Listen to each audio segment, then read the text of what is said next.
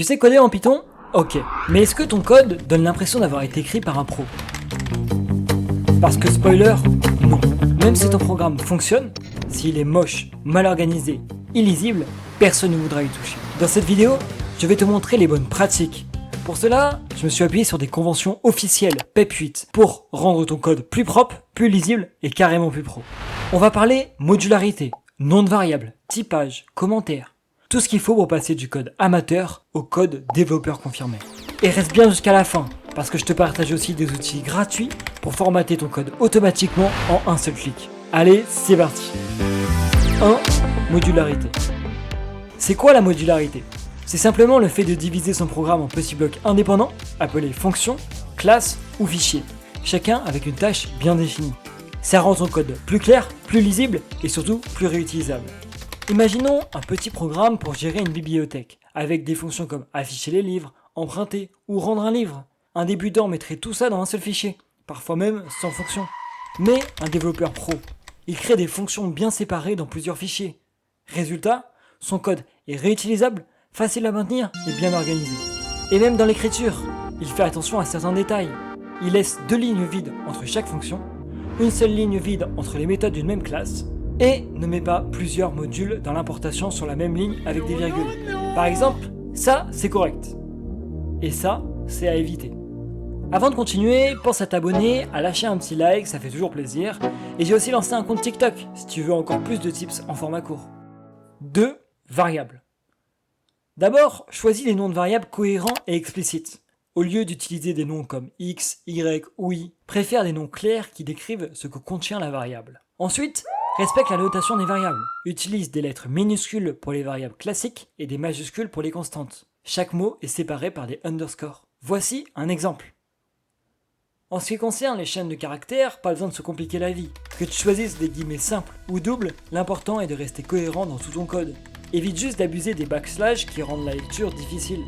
Un dernier conseil, pense à utiliser le typage pour rendre ton code plus clair, même si Python est dynamique. Voici des exemples. Il faut respecter exactement ces espaces, c'est la convention. Pour la définition de variable par exemple, et pour les fonctions. 3. Mise en forme. Il existe de nombreuses conventions concernant la mise en forme du code. Je vais vous en présenter quelques-unes, mais je vous encourage vivement à les découvrir par vous-même. Tout d'abord, une ligne de code ne doit pas dépasser 79 caractères. Lors de la définition des variables, le signe égal doit être encadré d'espaces. Mais il ne faut pas aligner les variables entre elles. Aussi, il faut faire attention aux espaces autour des opérateurs pour améliorer la lisibilité. Je vous affiche à l'écran quelques exemples de bonne mise en forme. N'hésitez pas à mettre la vidéo en pause si vous souhaitez les examiner tranquillement. 4. Commentaires. Un bon code est avant tout lisible et clair, au point qu'il n'a presque pas besoin de commentaires pour être compris. Cela dit, certains commentaires restent indispensables, notamment en début de fichier pour expliquer son rôle, avec les triple guillemets, ou juste après la définition d'une fonction, avec les docstrings, bien rédigés. Le docstring doit suivre le modèle suivant, expliquer à quoi sert la fonction, décrire ses variables d'entrée et ce qu'elles retournent en sortie. En plus, si tu comptes poster ton code, c'est mieux si tu rédiges en anglais. Juste après, je vous montre comment on crée un docstring facilement. Enfin, les commentaires sur une ligne, passés après une instruction, doivent être utilisés avec parcimonie, uniquement quand ils apportent une précision vraiment nécessaire. Regarde cet exemple, ça sert à rien. 5. Outils. Comme mentionné précédemment, vous pouvez générer facilement des docstrings dans VS Code. Il suffit de cliquer sur Generate Docstring, puis de compléter les champs proposés. Voici un exemple de résultat à l'écran. Je vais maintenant vous présenter quelques extensions VS Code utiles pour formater vos codes. Auto PEP 8. Une fois l'extension PEP 8 installée sur VS Code, faites un clic droit dans votre fichier. Sélectionnez Format Document With, puis Auto PEP 8. Résultat, votre code est automatiquement formaté selon les règles PEP 8 qu'on a vues plus tôt. Black. À mon avis, Black est l'outil le plus pratique pour reformater son code proprement et rapidement.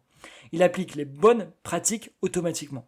Gestion des espaces et indentations, parenthèses bien placées, lignes bien structurées. Pour l'utiliser dans VS Code, clic 3, Format Document With, et cette fois-ci vous cliquez sur Black. Et voilà, votre code suit les standards pro sans effort.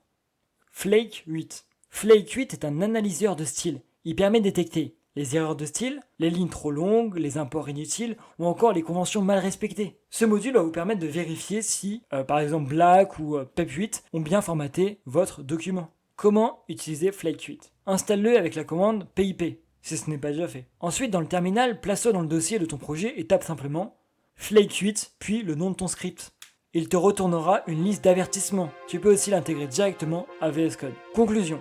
Avec toutes ces conventions et les outils qu'on a vus, tu as maintenant tout ce qu'il te faut pour écrire un code plus propre, plus lisible et plus pro. Merci d'avoir regardé cette vidéo, c'était MyCode Développement. N'hésite pas à t'abonner, à partager et à plus la team.